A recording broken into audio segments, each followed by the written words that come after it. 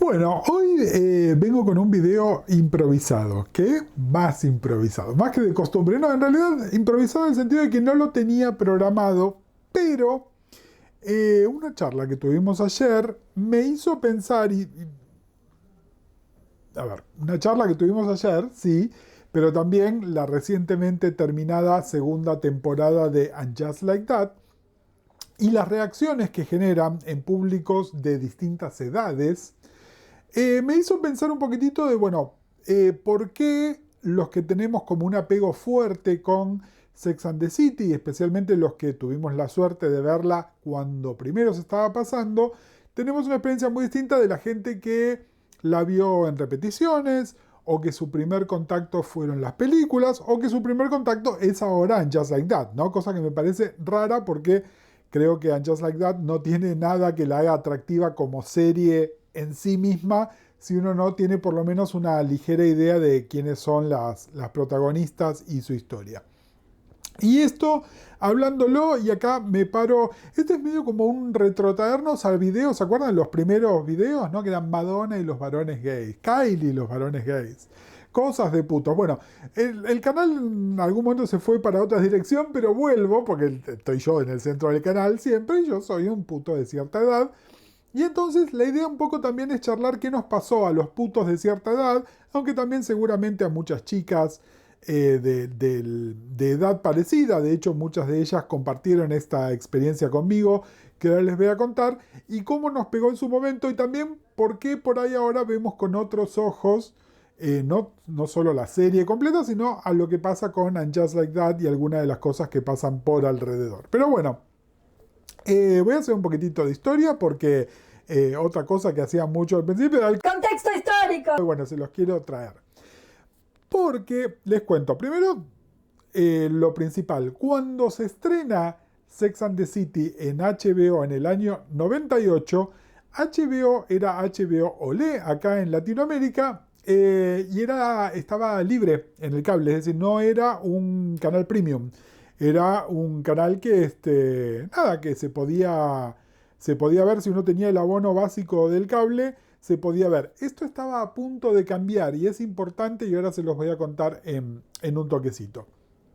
Y yo llego a la serie, aparte porque se hablaba en otros medios y qué sé yo, y tengan en cuenta que el lanzamiento de la serie fue muy bajo perfil. Es decir, era una... Está bien, todavía el concepto de la gran serie de HBO no existía, ¿no? Es decir, en este momento... La contemporánea de Sex and the City, que uno inmediatamente piensa es Sopranos, no, la contemporánea de Sex and the City es Oz, es un The Wire, es un HBO haciendo series un poco más primitivo. Obviamente después viene Sopranos, que durante mucho tiempo fue compartida esta noche con Sex and the City, que es la que transforma eso, y también Six Feet Under. Pero tengan en cuenta que en ese momento no lo pensamos. HBO era un canal donde veíamos películas, no era un canal donde veíamos una serie. Y en esta serie para mí tenía dos atractivos. Uno era Sarah Jessica Parker. Yo venía de hacerme muy fan de una película, que es una película de Steve Martin, que se llama LA Story. Una de las protagonistas femeninas de esta película era una muy jovencita Sarah Jessica Parker en uno de sus primeros personajes de comedia como adulta, ¿no? Porque ella fue una actriz infantil y también trabajó como adolescente. Este era como un papel de ella de adulta joven, donde había una diferencia de edad importante con Steve Martin. Pero bueno, nada, vean LA Story, que es una película hermosa. Y van a ver por qué uno se podía como enganchar fácil con la figura de Sarah Jessica Parker ahí. Y después la otra, que es una persona que hoy está medio olvidada cuando hablamos de Sex and the City, cuando hablamos de And Just Like That, pero que es muy importante, que es el creador de Sex and the City. A ver, el creador, primero hagamos el gran disclaimer. La creadora de Sex and the City es Candace Bushnell. Candace Bushnell escribió este libro, está la edición española, se llama Sexo en Nueva York, pero bueno, el libro original se llama Sex and the City.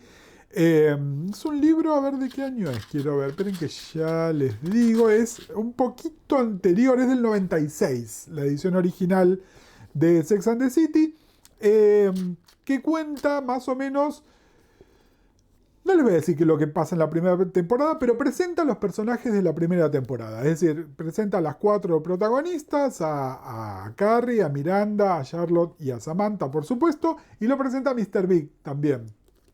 Y no era ningún secreto que Carrie estaba basada en ella. De hecho, Candace Bushnell, Carrie Bradshaw, ¿no? Era ella misma.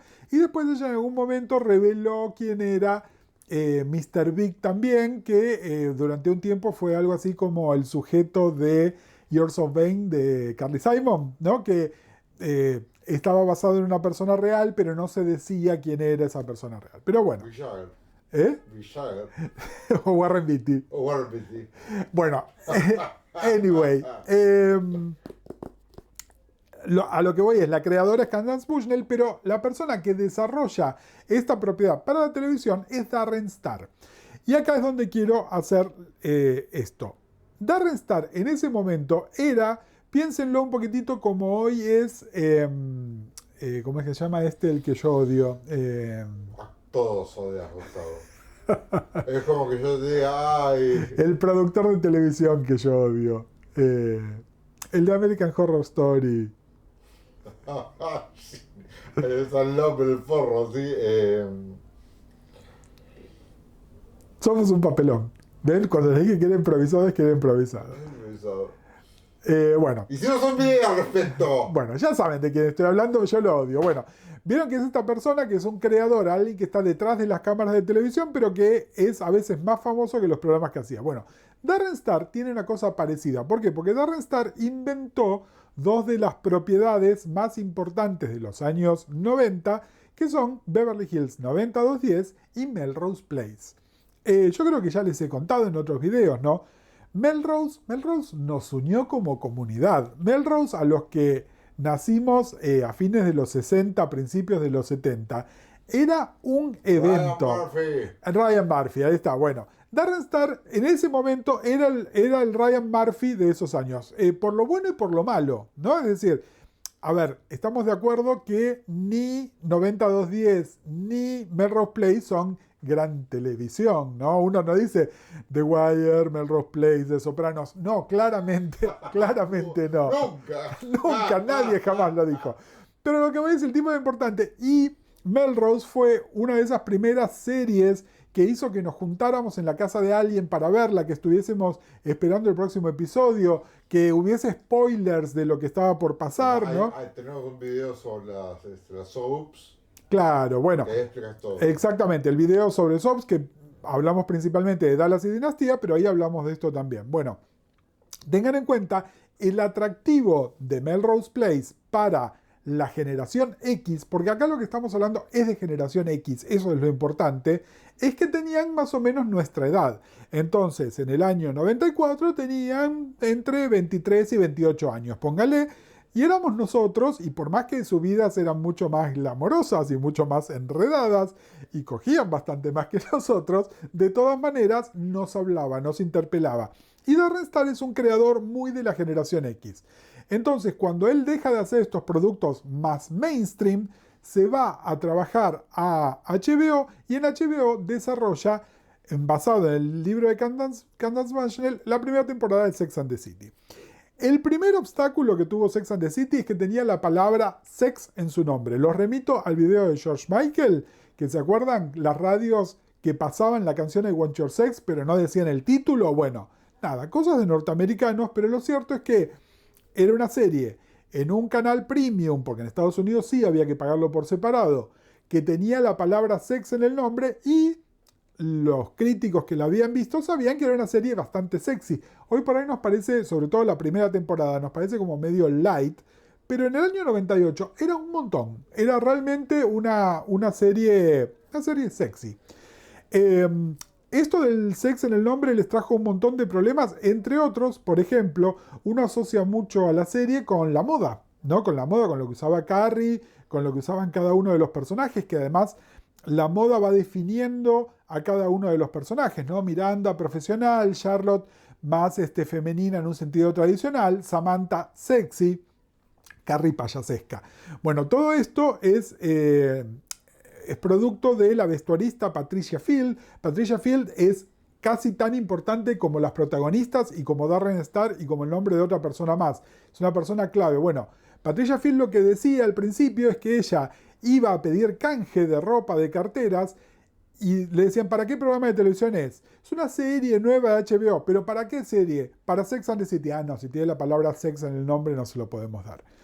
Y de hecho hay una anécdota que me enteré hace poquito que me parece muy linda. Si miran, y me voy 25 años al futuro, en el último episodio de Just Like That, en el cameo de Samantha, Samantha tiene una cartera de Fendi. Bueno, las carteras de Fendi, tanto esa como el sobrecito que usa Carrie durante toda la serie, las dos series, Fendi fue la primera marca que les prestó ropa y carteras. Entonces, de alguna manera hay como un cariño especial por Fendi, porque además, si una marca como Fendi lo hacía, las otras marcas no podían no hacerlo, ¿no? Es como un efecto de arrastre. Bueno, la primera temporada de la serie es bárbaro, porque si uno la mira, si bien muchas cosas del formato de la serie cambiaron, la presentación de los 4 personajes principales más Big es como clarísima, queda súper establecido el tira afloje de Carrie con Big. Es como una gran cápsula. Y esta se aleja también del libro, de la novela, que por ejemplo, uno lee la novela y no es. No, claro. Tiene la esencia, pero es otra cosa. La novela es mucho más basada en Carrie y el punto de vista de Carrie, y sus amigas son como personajes que entran y salen, y Big es un tipo más. La serie lo que hace es tomar estos personajes que eran como medio mencionados en la novela y darles el estatus de personajes que ya tienen. Lo básico de los 4 personajes queda establecido también.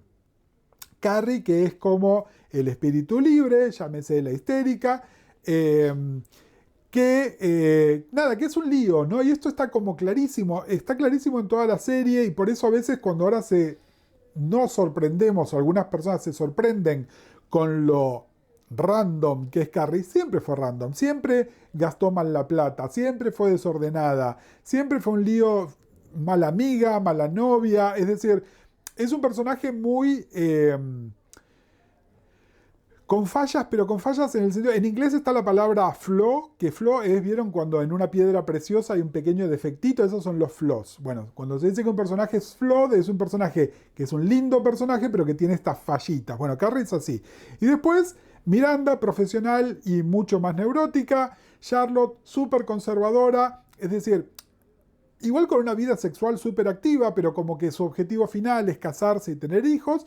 Y Samantha, que es el espíritu libre. Samantha, y acá esto queda, en el momento por ahí lo intuíamos y después quedó, Samantha era un tipo gay, trentón, con vida sexual activa. Es decir, una de las críticas que se hacía era ninguna mujer se comporta de esta manera. ¿Por qué? Bueno, porque básicamente los cerebros detrás de esta serie eran varones gays. Y no les digo que estaban escribiendo a varones gays interpretados por mujeres, pero ciertas pinceladas un poco más rústicas de la serie claramente estaban basados por ahí. Y ya muy temprano también empieza, igual no acá, no en esta primera temporada, el ¿quién sos vos? ¿Sos una Carrie? ¿Sos una Miranda? ¿Sos una Charlotte? ¿Sos una Samantha? Bueno, en general todas querían ser la trola, todas querían ser Samantha. Yo no le voy a negar a nadie, yo siempre fui una Miranda y por eso me duele tanto lo que han hecho con Miranda últimamente en And Just Like That. Pero bueno, justo en el medio entonces, entre la temporada 1 y la temporada 2, que además tardaron bastante en hacerse una y la otra, esto lo van a notar, sobre todo, fíjense, el piloto de Sex and the City, fíjense los jóvenes que están todas, fíjense cómo Sarah Jessica Parker está con un look muy distinto al que tiene después. Después de ese piloto pasó un tiempo bastante largo, hacen la primera temporada, después pasa un periodo bastante más largo hasta que hacen la segunda temporada. Sex and the City, tal como la pensamos, es la que empieza en la segunda temporada. Pero ¿qué pasa? Justo en ese momento cierran HBO, pasa a ser un canal pago acá en Latinoamérica, en Argentina en particular, y entonces no la vimos inmediatamente. De hecho, yo veo la segunda temporada de Sex and the City en DVD. Esa ya es una época muy donde se podían alquilar DVDs en algunos lugares específicos, no en el videoclub de barrio, todavía no había, piensen año 99, 2000. y también había a la venta. Y bueno, yo me compro el DVD de la segunda temporada, medio que la bingeamos con amigues en ese momento. Y no sé exactamente en qué año alguien por ahí con una Wikipedia o con mejor memoria que yo, pasa algo muy raro, que es que se empieza a hablar tanto de Sex and the City y empieza a ver como un atractivo que va más allá de la suscripción de HBO, que la cadena Cine Canal, que era la competencia de HBO, pero que era un canal más o menos premium, pero que estaba en el paquete de cable básico, compra Sex and the City y empieza a dar Sex and the City. Y acá es donde la serie estalla. Al mismo tiempo la serie empezó a estallar en los Estados Unidos. Pero son dos fenómenos distintos. Tengan en cuenta que todavía estamos hablando de internet temprana, las revistas nos llegaban medio tarde, todavía no estaba esa cosa inmediata de ahora que fenómeno de Estados Unidos, fenómeno acá. Son como que estalla en Estados Unidos y estalla acá en momentos separados, y acá estalla porque alguien que manejaba Cine Canal dijo, che, esto tiene potencial, y empieza a estrenar la serie con apenas una semana, una cosa así de delay, los sábados a la noche en una especie de prime time, ¿no? Era, en algún momento fue a las 11, en algún momento fue a las 10, es decir, redaba para el evento. Nos juntábamos acá en casa, nos juntábamos a comer algo y generalmente pasaban el episodio anterior y después el episodio que seguía inmediatamente después. Y se veía y se discutía y se charlaba. Y vuelvo a esto que es importante y que también las distorsiones que nos causaba. Esos personajes tenían nuestra edad. Samantha era un poquitito más grande. Pero todos los personajes tenían esa edad. ¿Qué quiere decir esto? Que cuando empieza la serie en el año 98, estos personajes tenían alrededor de 28 años. Y las vidas que tenían eran vidas como muy adultas. Y tengan en cuenta que en ese momento ninguna de ellas, por ahí Samantha un poco más, era tan espantosamente rica como son ahora, o como son tardíamente en la serie también. Miranda era una abogada a la que le iba muy bien, pero que todavía estaba como abriéndose camino. Igual el concepto de que alguien de nuestra edad, que todavía teníamos laburos medio precarios, o estábamos estudiando, o en mi caso estaba empezando a pensar en estudiar una segunda carrera, que iba a ser eventualmente trabajo, que esta persona ya tuviese ese trabajo tan formal, nos generaba como una disonancia. Tiene 28 años porque su vida es muy adulta para 28 años. Por otro lado, Carrie era medio un rock como nosotros, ¿no? Y entonces era otra cosa. Y Charlotte venía de una familia más conservadora y más cheta, si se quiere, y entonces sí tenía acceso a otras cosas también. Pero tenía este laburo en la galería de arte, ¿no? Donde claramente no vivía de eso, ¿no? Es decir, ahí era una nepo baby, por decirlo de alguna manera. Pero bueno, había algo en los errores y en los desarrollos que ellas iban teniendo que nos interpelaba. Por supuesto, después la serie, y ya en la segunda temporada, se pone mucho más teatrera. A partir del momento en que entra Aidan y empieza todo este tema del triángulo amoroso. Bueno, inmediatamente la conversación además ya no fue tanto identificatoria, sino era sos Team Aidan, sos Team Big, ¿no? Este tipo de conversaciones, de nuevo, en tiempo real, no con el diario del lunes como es ahora, que es ver, ok, estas son las cagadas que se mandó Carrie, estas son las cagadas que se mandó Big, estas son las cagadas que se mandó Aidan. En el momento, todo esto era mucho más fluido. Las íbamos viendo en el momento, esas cagadas. Y no había plataformas para esas discusiones. Empieza a haber algunas, por ejemplo, está el sitio Television Without Pity, donde hacían recaps. Era uno de los primeros sitios que hacen recaps de series que tenían foros, donde ya se empezaban a tener muy tempranamente estas discusiones, pero no había redes sociales.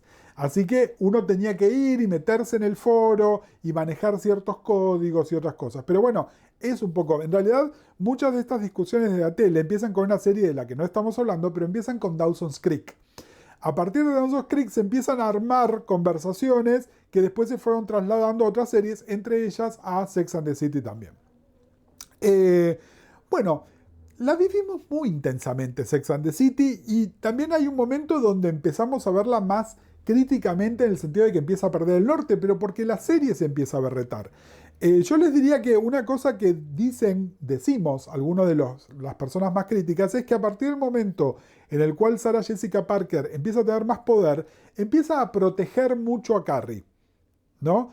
Y entonces se pierde algo de lo interesante de la Carrie más floja. Igual es imposible porque ella sigue siendo mala amiga, sigue siendo mala novia, pero digamos, ese punto más bajo que es el que toca Carrie, que es cuando está saliendo con Aidan y sale con Big, que está casado con Natasha, digamos, ¿no? Ese punto donde el personaje pasa a ser totalmente antipático, pasa a ser directamente la villana de su propio programa, por decirlo de alguna manera.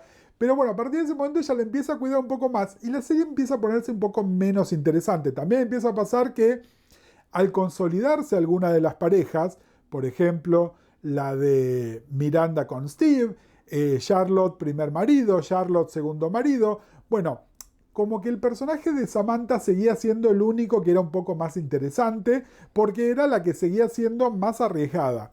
Esta protección que Sarah Jessica Parker empieza a hacer el personaje, la pone medio de culo con Kim Cattrall, y ahí tenemos el origen del conflicto que hace que en esta serie, que es ostensiblemente la secuela de Sex and the City, el personaje de Samantha no esté. Porque ellas, según parece, no pueden estar juntas en la misma habitación, ¿no? Ese nivel de detestarse una con la otra es el que tienen. Pero bueno. Igual esto es evidente, hay un episodio que lo charlamos, que están en la mesa y están cada una con tramas re importantes. Y el único comentario de Samantha es que feo que el semen. Exactamente, es decir, hay un momento donde el personaje de Samantha empieza a ser no solo el comic relief, sino que además era a la que se la ponía en situaciones más comprometidas sexualmente, era la que tenía más imágenes de desnudez. Igual también, si ustedes vieron, hay una versión de Sex and the City que está censurada, que en realidad no está censurada, sino que HBO filmaba dos versiones. Una que era la que se pasaba en HBO y otra que es la que iba a Syndication. Si no saben lo que es Syndication, pueden escuchar 1000 episodios de la podcast o, si no me equivoco, en el video de WandaVision les expliqué lo que es el Syndication. Pero bueno, se hacía una versión para Syndication y para cable no premium que no tenía tetas ni tenía fax, ¿no? Es decir, básicamente, nada, era una versión como apta para todo público. A lo que voy es, las escenas de tetas eran escenas de Samantha también, ¿no? Y a ver, Kim Cattrall no tenía problema en hacerlo, pero sí tenía un problema con ser la única que lo hacía, ¿no? Entonces empiezan a armar estos conflictos. Y también ahí, como les decía, teníamos la misma edad, iba pasando el tiempo, pero bueno, también está esta experiencia, sobre todo la de Charlotte y la de Miranda, que eran muy heteronormadas. Y entonces ahí también empezamos medio como a... y cuando digo nosotros, estoy hablando de los putos de cierta edad, ¿no? Empezamos a verla de otra manera. Por ahí sí ya teníamos un mejor laburo, por ahí sí estábamos formando una pareja, pero no estábamos paternando, no sé, por decirles algo.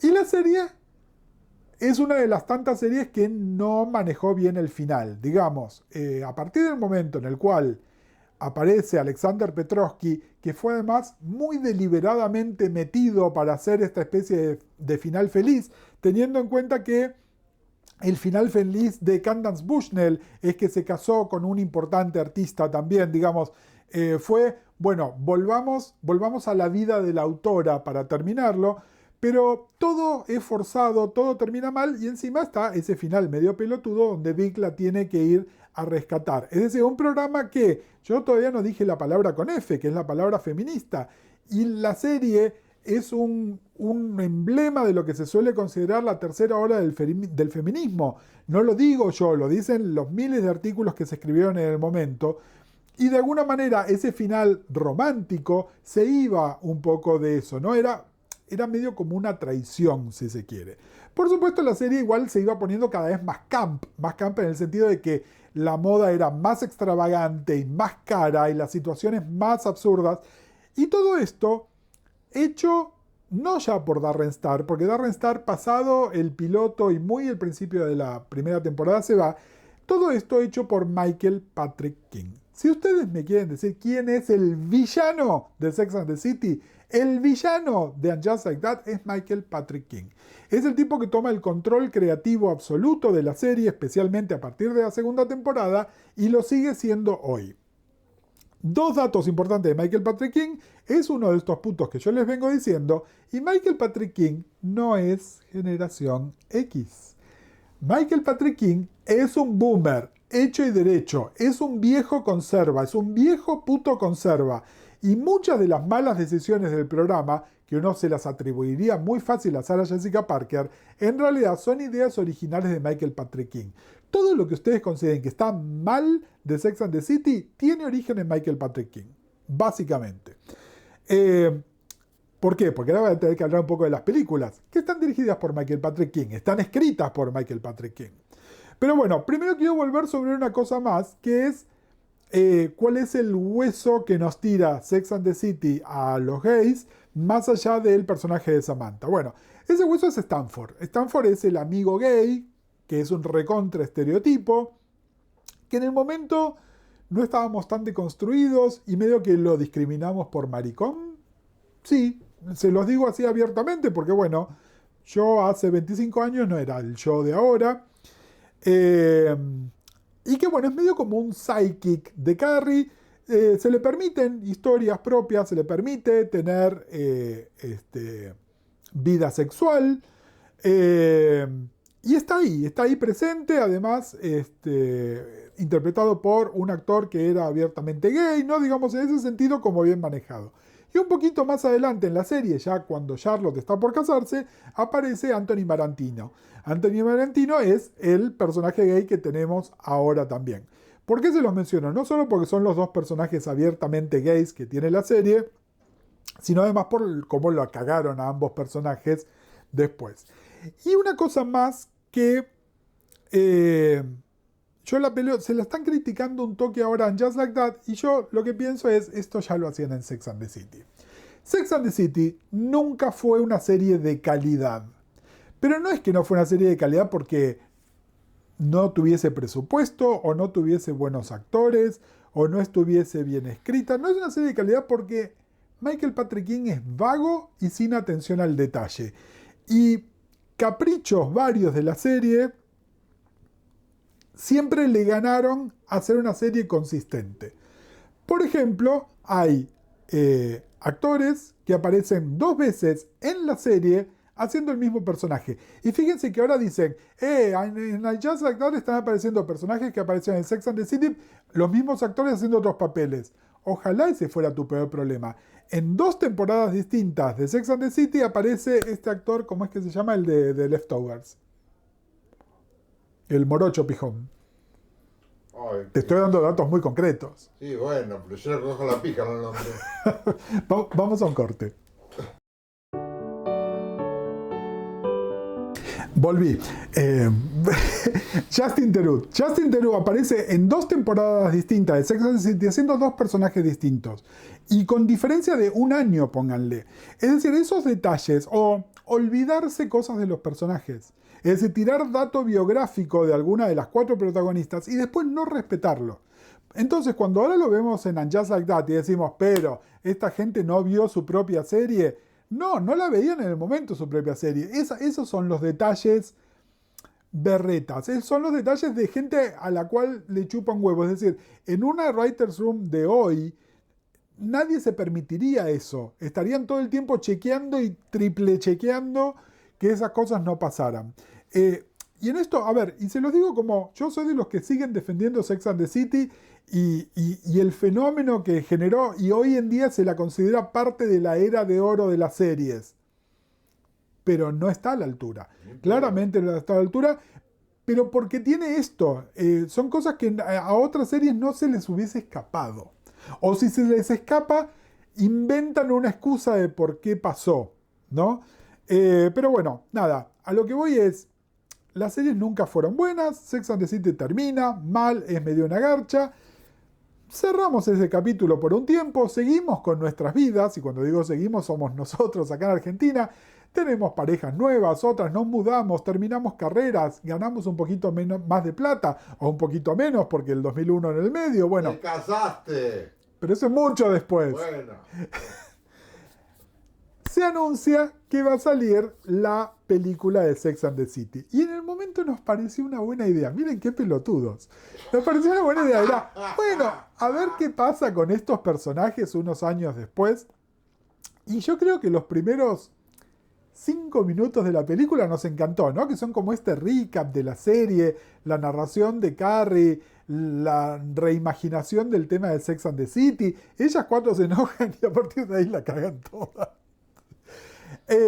A ver, la primera película de Sex and the City en realidad para lo único que sirve es por el dato biográfico de Carrie de ella está en pareja con Big, se van a casar, Big la abandona en el altar y después hay un final feliz donde ellos se vuelven a juntar. Es decir, si nos cabía alguna duda de no solo qué espantoso es Big, sino de la pésima pareja que eran ellos dos, ¿no? Es decir, ¿vieron esas cosas, esas conversaciones más post-2015 que tenemos que es tipo, si una amiga tuya estuviese en esta situación, ¿qué le dirías? Rajá de ahí, amiga. Igual yo te lo defiendo, Big, ¿eh? Bueno, porque... No es mi video, entiendo. Pero yo te defiendo. Big nunca se la careteó. Él era un sorete. Buah. Y ella quería de Big otra cosa. Vayan a ver el canal de Editor donde les va a contar todo qué buena gente que Ay, es Big. qué malo que es Big, sigamos. Solamente... Sí. Vos porque estás calienta con Big. También. Tenemos una anécdota re divertida con Big. Miren, se las cuento rapidito. No, va al postcrédito. ¿Va al postcrédito? En el postcrédito tenemos una anécdota divertida con Big. Bueno, el tema es, la película es objetivamente mala, ¿no? Es larga, no sabe lo que quiere. Es un desfile de moda. Hay un tema argumental que está solamente puesto para justificar el chivo de la tintura que usa Carrie para teñirse de castaño y después volver a ser rubia. Es una cosa espantosa. Una cosa realmente espantosa. También está el otro elefante en la habitación y de nuevo hay cosas que las podemos justificar porque sucedió en un montón de años antes y eran épocas menos observadas que ahora, que es el tema racial, ¿no? Es decir, más allá del tema de clase de Sex and the City, está este tema de que viven en una Nueva York donde no hay negros, no hay latinos, no hay personas de la diversidad más allá de Stanford y de Anthony, ¿no? Una cosa medio espantosa. Pero sí están los boliches aquí donde ellas van a sentirse seguras. Esa gente horrible que va a ser despedida de soltera a lugares gays. Bueno, en la película hacen la primera corrección de esto con esta asistente que contrata a Carrie, que es Jennifer Hudson, Academy Award winner Jennifer Hudson, pobrecita haciendo este debut cinematográfico, y se mandan el cagadón que después se va a concretar en la segunda película de tenemos 2 varones gays, 2 únicos varones gays, los ponemos en pareja. Y los ponen en pareja Anthony con Stanford, que cualquier persona que conoce a los personajes de Anthony Stanford sabrían que jamás en su vida se pondrían en pareja, salvo porque parecen ser los únicos 2 varones gays de Nueva York. Y entonces los ponen en pareja, básicamente. Pero si nosotros creíamos que la primera película de Sex and the City era mala, es porque no vimos la segunda película de Sex and the City, que es, yo les diría, una de las 5 peores películas que vi en mi vida. Y miren que he visto películas pésimas, ¿eh? He ido a festivales donde veo películas que es tipo... Es increíble que una película tan cara y con tantos recursos a su disposición pueda ser tan una bosta, ¿no? Y de hecho es tan una bosta y fue tal fracaso comercial que de alguna manera quemó la franquicia. Es tipo, volvió a Sex and the City algo radioactivo. No era tipo, ¿quién quiere estar asociado con eso? Y acá es donde además pasa otra cosa. Los que nos identificamos con alguno de los personajes o con los 4 personajes, cuando estas ridículas están en Dubái, en un hotel 8 estrellas, claramente ya nadie se puede identificar con eso. Es decir, había algo de la experiencia, incluso de estas personas viviendo en Manhattan y yendo a comer a lugares carísimos, donde uno podía decir, me identifico con ese personaje, hasta que en un momento, ya en la primera película, pero en la segunda hay un descarrilamiento donde era imposible, era tipo no, incluso también el paso del tiempo, que es algo que está tematizado en la serie, ¿no? Si estamos envejeciendo, si no estamos envejeciendo, En el caso de Samantha, que era más grande y entonces va llegando como a ciertos mojones de edad que son importantes y su negativa medio radical a dejar que el paso del tiempo le haga cosas. Bueno, de repente en las películas se olvidaron del paso del tiempo. De repente están todas así, todas vestidas como si tuviesen 24 años, todas haciendo pavadas que una mujer adulta en sus 40 nunca estaría haciendo, ¿no? Digamos, se pierde totalmente el rumbo. Es eso. Y como les decía, quedó arruinadísimo y además empiezan a salir a la luz que ya cuando se filmó esa película, dos de sus protagonistas no se hablaban entre sí, ¿no? Concretamente, Sarah Jessica Parker y Kim Cattrall.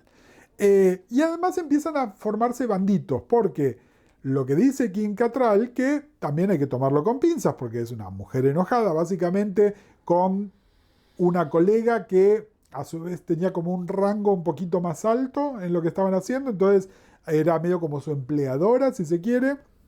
Pero lo cierto es que Cynthia Nixon y Christine Davis toman el lado de Sarah Jessica Parker. Y Patricia Field toma el lado de Kim Cattrall. Por eso Patricia Field no es la vestuarista de And Just Like That, porque se hace esa partición de aguas. Es tipo, vos te vas conmigo, yo me quedo con vos, ¿no? Nada, cosas que van pasando. Y entonces parecía como que nunca más, es decir, incluso se habló alguna vez de una tercera película de Sex and the City. Obviamente a partir del momento en que Kim Cattrall dijo no, fue bueno, este proyecto lo cortamos.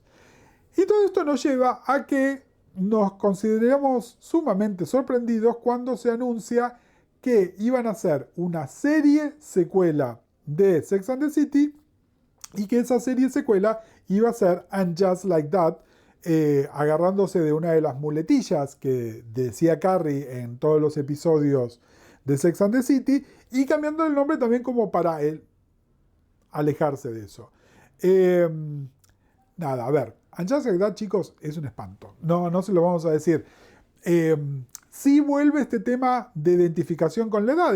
Bueno, mira, nosotros teníamos 28 años cuando estaba la serie y ahora tenemos pasados los 50, pero por supuesto, son unos pasados los 50 que son, por un lado, imposibles en lo mega ricos y delirantes que son todos, pero también la primera temporada específicamente planteando que estas mujeres de 50 y pico de años tienen 68. ¿Por qué? Porque están escritas por Michael Patrick King, porque están escritas desde el punto de vista de un boomer. Entonces son mujeres que de repente, son viejas. Y, a ver, hay un chiste que es que los personajes de And Just Like That son en realidad más viejas que los personajes de las Golden Girls en el momento que salieron. Sí, bueno, pero una mujer de menos de 60, entre 50 y 60 años, hace 40 años, no era lo mismo que una mujer de entre 50 y 60 años ahora. Hay una distorsión que es hasta insultante, les diría. ¿No? Es decir, poco más están diciendo a los 55 años tenés que andar en pañales. Y no, yo voy a andar en pañales si es el fetiche de alguien con el que estoy, pero no porque me esté cagando y meando. Es agresivo. Y entiendo que muchos de ustedes por ahí son más jóvenes y por ahí hasta se ríen de eso, pero si uno lo ve desde el punto de vista de esta edad, es tipo, ¿esta gente qué le pasa? Y además, en esta actualización que quisieron hacer de, bueno, tenemos que hacernos cargo de la diversidad racial, de la diversidad de edades, de la diversidad de identidades de género, de la diversidad sexual, metieron un montón de personajes, no todos tan interesantes y no todos tan bien escritos, pero además es como si a Carrie, Miranda y Charlotte las hubiesen puesto en un freezer y las hubiesen sacado. Entonces de repente hay gente negra y no sé cómo hablarle. Hay gente que no sigue la heteronorma y no sé cómo hablarle. El episodio de la cena. Chicos, Una cena hosteada por gente negra y no sé cómo hablar. Increíble que nos quieran hacer creer esto.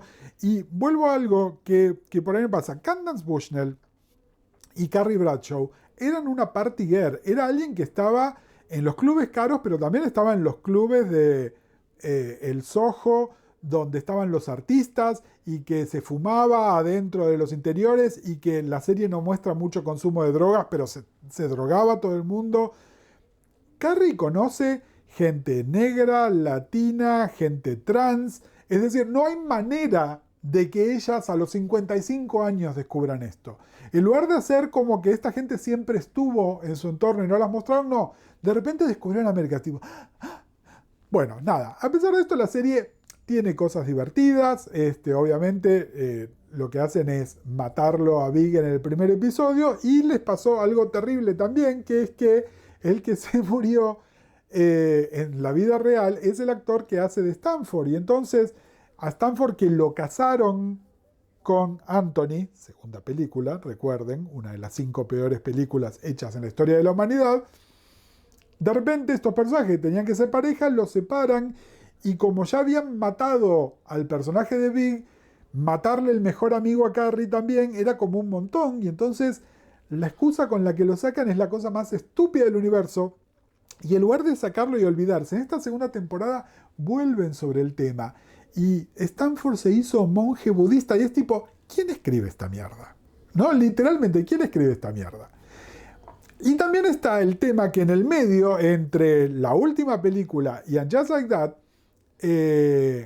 Cynthia Nixon, que es la actriz que hace de Miranda, tuvo todo un coming out de ella como mujer queer y de hecho está en pareja con una mujer que en su momento se identificaba como una mujer lesbiana y ahora es una persona no binaria. Nada, hay todo un cambio en ella que quisieron incorporar en la serie y lo incorporaron como el culo nuevamente. Hicieron, nada, mataron al personaje de Miranda. Es decir, nada de lo que hace Miranda en la primera temporada y los primeros 8 episodios de la segunda temporada es Miranda, ¿no? Y esto, recuerden, nuestra inversión emocional con estos personajes era, yo era el primero que, yo soy Miranda. Bueno, créanme que en el año 2000 Yo Soy Miranda tenía sentido y en el 2023 Ay, tipo... yo soy Che, boludo.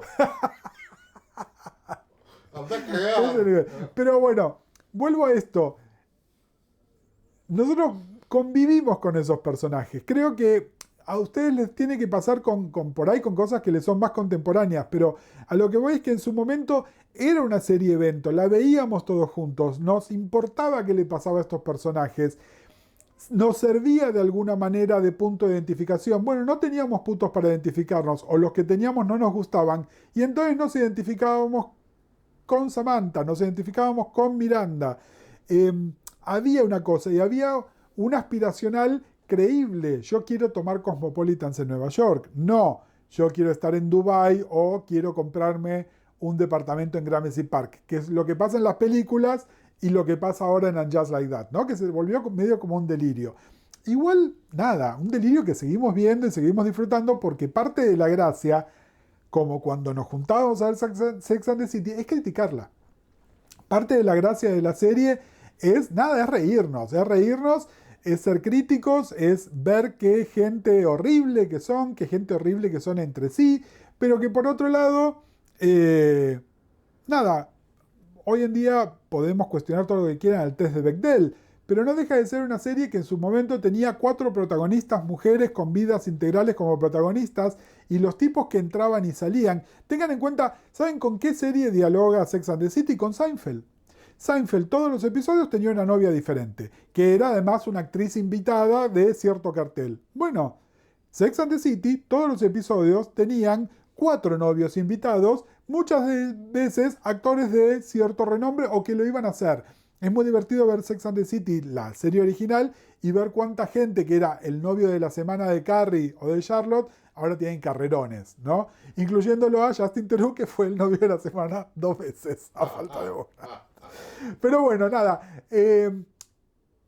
No, a lo que voy es que lo que quería transmitirles es mucha gente que ahora es muy crítica con la serie, o que incluso vieron Sex and the City, verla en el momento en el que salió, ir viendo este desarrollo, ir viendo la conversación cultural alrededor de la serie, habernos decepcionado como nos decepcionamos con las películas y ahora volver a entrar con And Just Like That, hay un valor agregado. Hay un valor agregado que claramente no se transmite. Como ustedes habrán escuchado, tenemos al editor acá troleando. El editor, por un detalle técnico, es generación X, pero es más millennial que generación X, ¿no? El detalle técnico es que nació en septiembre del 79, pero nada, es más millennial que los millennials.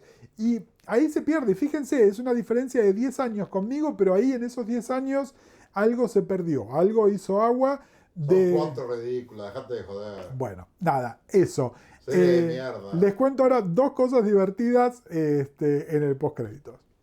Bueno, gracias una vez más por sumarse al canal, espero que les haya gustado. Esto fue, como les dije en el video, como algo que me vino a la cabeza. Cuéntenme, ¿ustedes son generación X? ¿Miraban Sex and the City del momento? ¿Qué les pasó? Y si hay alguien que esté mirando And Just Like That sin ver Sex and the City, muy curioso también, le ponen un me gusta, recomiendan, se suscriben. Si están en el país nos pueden dejar un cafecito, si están afuera algo por PayPal, y como siempre nos estamos viendo. Primero, hay una cosa que me olvidé. ¿Vieron que les hablé de Darren Star y les avisé de Melrose Place? ¿Saben quién fue una de las protagonistas línea B de Melrose Place? Christine Davis, Charlotte. Darren Star se la trae a Christine Davis, que hace de un personaje, es una novia de Billy, que está una temporada, estuvo en la foto del elenco, ¿no? Es decir, de cierto peso. Nunca fue una buena actriz. Incluso no lo era al principio de Sex and the City. Ahora en And Just Like That, ella como actriz y las historias que le dan son lo más interesante del programa, les diría, ¿no? Es como el arco completo. Pero bueno, Christine Davis salió de Melrose Place. Pongan Christine Davis Melrose Place y van a ver las fotos donde estaba muy jovencita. Y ahora les cuento la anécdota de Mr. Big. Resulta que canceladísimo igual. Canceladísimo. ¿Cómo es que se llama él? Ay, me lo olvidé ahora. Hoy estoy con los nombres. Chris Knott. Bueno, Chris Knott, resulta que, vieron que en una época cuando podíamos, viajábamos a Nueva York y veíamos mucho teatro. Y se estrenaba una obra con Isabelle Huppert, que se llamaba The Mother, la madre. No sabíamos nada, sabíamos que estaba ella y vemos que el coprotagonista de ella es Chris Knott. Que nos enteramos cuando empieza la obra. O sea. Claro, bueno, pero no solo esto, sino que además un recurso que hace la obra es que toda la primera parte, no solo la primera parte, uno entra a la sala, nos están acomodando y ella ya está arriba del escenario. Está allá en el escenario, entendemos que medio drogada porque hay frascos de pastillas debajo del sillón donde está sentada y qué sé yo. Y el resto del elenco está sentado en la platea. Nos sentamos en la platea y al lado del editor está sentado Chris Knott.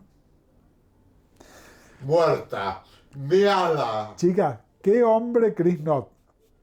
Lo de Mr. Big es porque es enorme. Es un tipo alto como yo, pero el doble de ancho. Es gigante. Guapísimo, ya mayor, por supuesto. Bueno, un poco como lo ven en el primer episodio de And Just Like That. Y más allá de que él como persona esté canceladísimo y Mr. Big esté canceladísimo, qué hombre, chicas, qué hombre. En la obra no estaba mal. La obra no estaba mal. Por supuesto, su coprotagonista es la señora Isabelle Huppert. Y si no me fuera de cuadro, me pondría de pie. Pero bueno, nada, estas son nuestras anécdotas personales con Mr. Big.